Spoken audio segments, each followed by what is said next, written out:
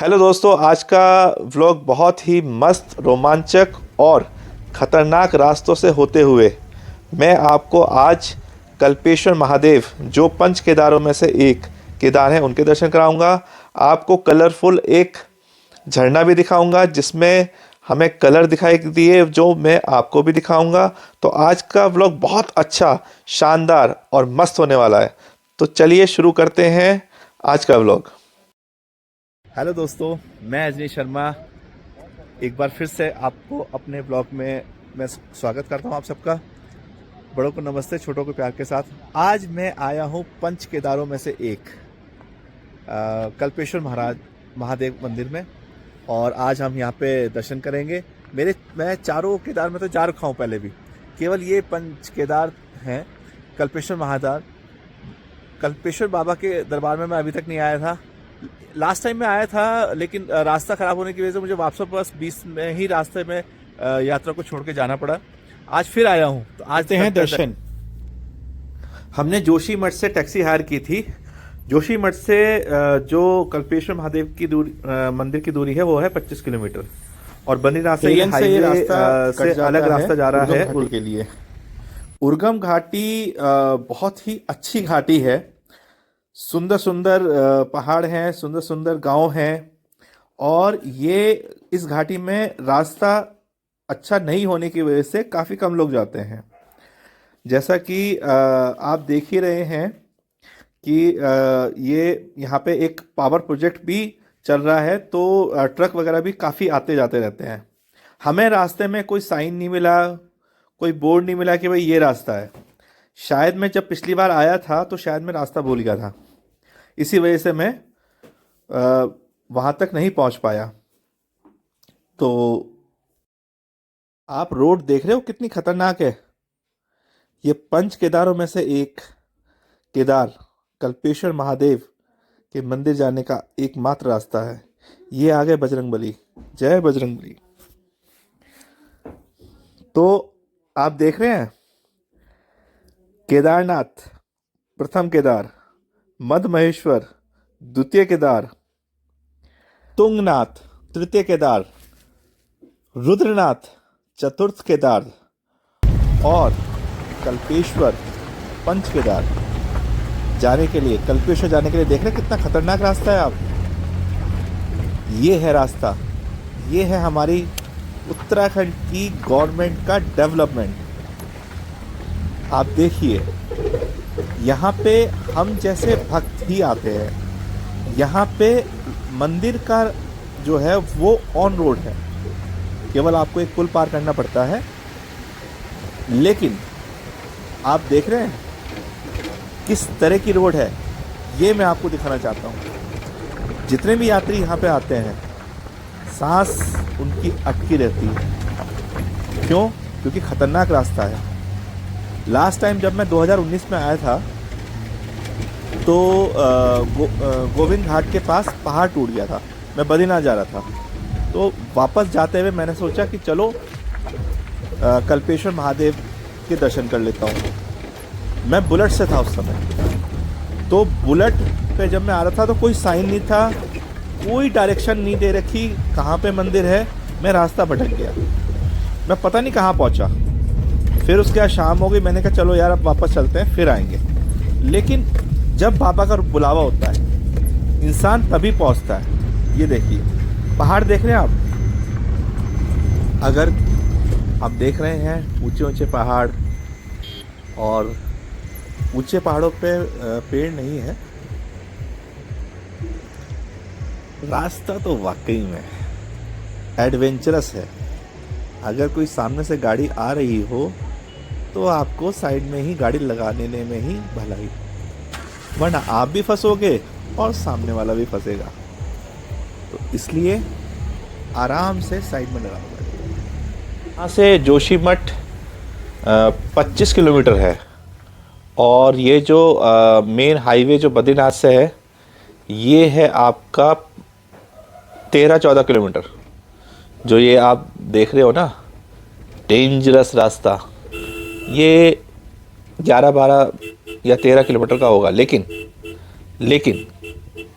1 घंटे का समय लगता है इसमें। क्यों? क्योंकि आपको आराम से गाड़ी चलानी पड़ती है। कहीं भेड़ बकरियाँ आ जाती हैं, कहीं सामने से गाड़ी आ जाती है, तो आराम से चलाना पड़ता है। तो इसलिए आप आराम से चलाइए। अब हम लियारी गांव पहुंच चुके हैं और यहाँ से सुंदर दृश्य देखते हैं।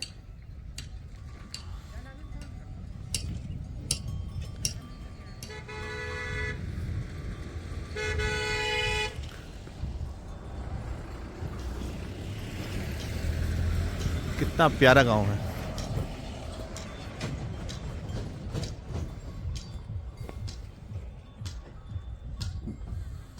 गांव इतना सुंदर है कि दूर से आराम से देखते ही रहो। पहाड़ियों से घिरा गांव। जब इन गांवों के युवक रोजगार की तलाश में बड़े शहरों में जाते हैं, तब उन्हें अपने प्यारे प्यारे गांव याद आते हैं। क्यों? ये तो आप सबको पता है। चलो अब चलते हैं आगे सफ़र पे। लियारी गांव से जो कल्पेश्वर महादेव मंदिर का मार्ग है वो 1.5 किलोमीटर के आसपास है। तो पहुंच गए हम।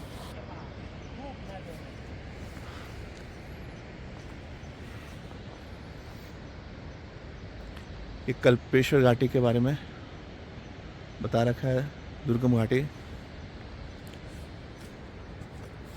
आप स्टिल करके इसको आराम से पढ़ सकते हैं। आप पॉज करके भी आराम से पढ़ सकते हैं। कितना अच्छा और प्यारा झरना बह रहा है।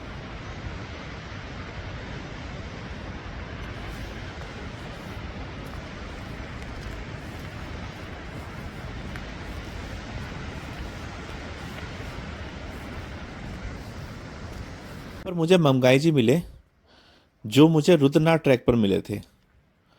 उन्हीं के साथ मैं अब कल्पेश्वर महादेव के मंदिर आया हूँ। उनका गांव पास ही में है। अगर आप यहाँ पर आना चाहते हैं तो ऋषिकेश से जब हम बद्रीनाथ आते हैं तो जोशीमठ से पहले हेलंग के पास एक रास्ता कल्पेश्वर महादेव के लिए आता है, उर्गम घाटी के लिए।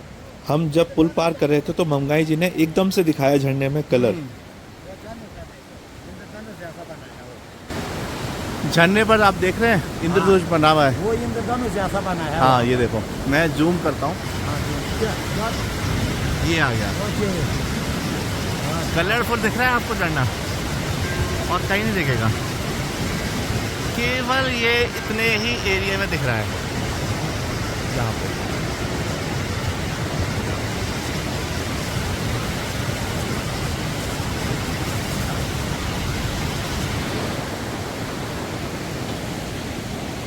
ममगाई जी, ये नदी कौन सी है? ये सर ये हिरणावती गंगा है। अच्छा। और लोग जिसको उसका केदारखंड का अनुभव नहीं है तो उसको कल्प गंगा भी बोलते हैं। अच्छा। परंतु वेद पुराण के अनुसार, स्कंद पुराण के अनुसार जो है इसको हिरणावती गंगा कहा जाता है। ओके। और कल्पेश्वर जटा स्वरूप है। यहाँ पर आपको वो झरना मिलेगा, उधर झरना मिलेगा। झरने ही झरने हैं जो जटा में जो है धारा ही धारा रहती रहती है यहाँ। अच्छा। ये कल्पेश्वर और ये हिरणावती गंगा है। और बाबा जी को हर कोई भगत होता है उनकी तरफ से।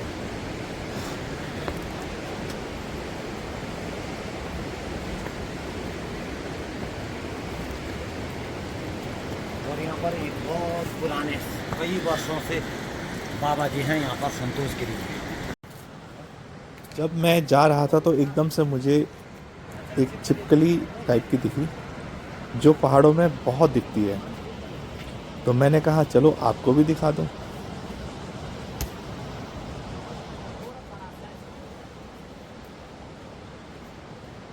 ये हमें छिपकली मिली। ये हमारी तरफ देख रही है, इसके लिए हम अनजान हैं। ये देखो,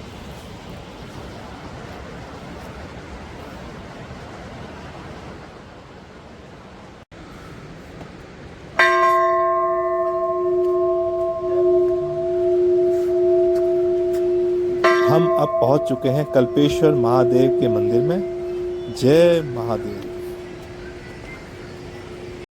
मंदिर बहुत पुराना है और ऐसा माना जाता है कि पंच केदारों में पांचों केदारों के जो मंदिर है वो पांडवों द्वारा ही बनाए गए हैं। जो कल्पेश्वर महादेव हैं, ये इनका जो शिवलिंग है वो गुफा में है हम लोग आ इस गए हैं चट्टान कल्पेश्वर के महादेव के मंदिर में और अब दर्शन करते हैं। अंदर कैमरा ले जाना मना है, तो इसलिए हम ये अंदर का दृश्य नहीं दिखा पाएंगे। मिलते हैं फिर। यहाँ तो पेड़ भी जटाओ वाला दिख रहा है।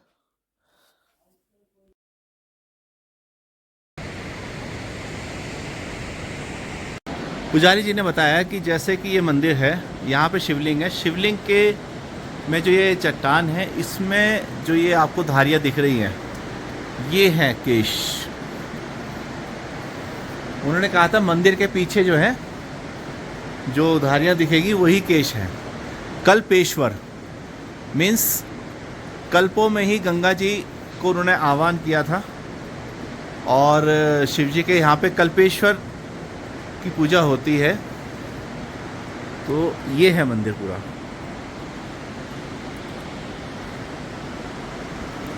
नीचे कल कल कहती नदी है।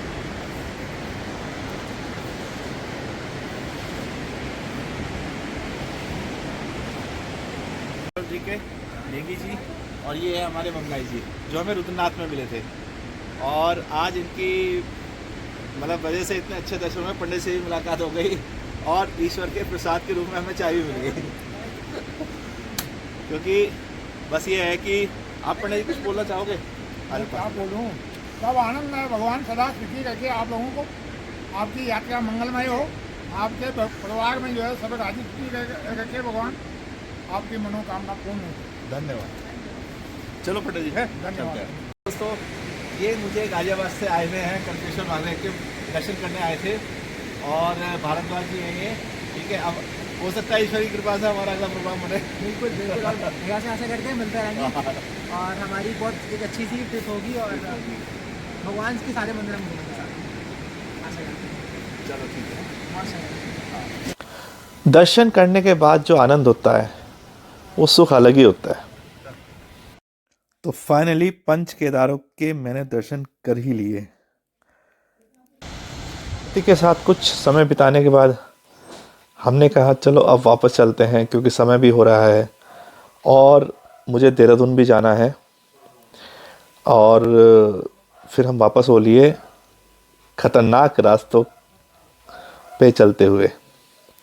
मैं आपको सही बताऊं दोस्तों, जब मैं देहरादून से चला था, बद्रीनाथ के कपाट बंद होने वाले थे, तो मैंने कहा चलो बद्रीनाथ के दर्शन करके मैं आ जाऊंगा।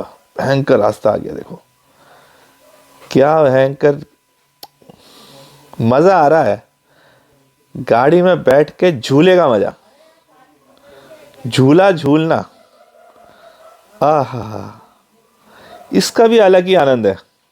तो दोस्तों, जैसे मैं आपको बता रहा था कि मेरा आने का कोई प्लान नहीं था। मैंने सोचा था दर्शन करके वापस आ जाऊंगा, लेकिन अगर समय मिला तो कल्पेश्वर भी जाऊंगा। तो लेकिन भोले बाबा की ऐसी कृपा हुई कि उन्होंने बुला ही लिया। क्योंकि इंसान सोचता बहुत है, लेकिन होता वही है जो उसके लिए अच्छा हो और जो ईश्वर की इच्छा से हो। हम लोग क्या क्या प्लानिंग करते हैं, लेकिन वो प्लानिंग ऐसे के ऐसी ही रह जाती है। और कभी कभी ऐसा होता है कि झट से प्रोग्राम बनता है और हम पहुंच भी जाते हैं। तो आपको वीडियो मैं बनाता रहूँगा आपके लिए, और आप सब्सक्राइब करते रहिए और मेरे चैनल को ज़्यादा ज़्यादा आप शेयर कीजिए, ताकि उत्तराखंड के बारे में सबको जानकारी मिले, सब एंजॉय करें।